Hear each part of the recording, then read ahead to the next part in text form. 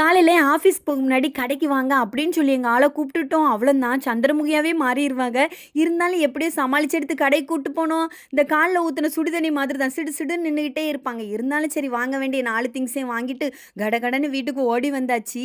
வாங்கிட்டு வந்த இந்த 4வது திங்ஸோட 5வது ஒரு திங்ஸ் வாங்கியிருந்தேங்க. குட்டியா கியூட்டா அந்த பாக்ஸ் பார்க்கக்கே ரொம்ப நல்லா இருந்துச்சு. ரூ. 15 தான். எங்கேயாவது வெளில போம்போது கம்மல் வச்சு கொண்டு போலான்னு சொல்லிட்டு வாங்கியிருந்தேன். எங்க ஆள்ட்ட கொண்டு போய் நல்லா இருக்கா அப்படின்னு தான் காமிச்சேன். இந்த நேரத்தில இது தேவையா அப்படிங்கிறது பார்வையிலே ஒரு லுக் விட்டாங்க பாருங்க. கடகடன்னு வாங்கிட்டு பொருளெல்லாம் கொண்டு வீட்ல கொண்டு வந்து சேர்த்தாச்சுங்க. இன்னைக்கு வந்து வரும்போது கொஞ்சம் போல சிக்கன் எடுத்திருந்தோமா, அந்த சிக்கன சரி அப்படியே நல்லா பொரிச்சு எடுத்து, எங்க ஆளுக்கு வந்து இந்த வெங்காயம், தக்காளி, பச்சை மொளகா, பெப்பர்லாம் போட்டு எடுத்து, அப்படியே பொரிச்ச சிக்கனை உள்ள போட்டு அவங்களுக்கு கொஞ்சம் போல ரெடி பண்ணி குடுத்துக்கிட்டேன்.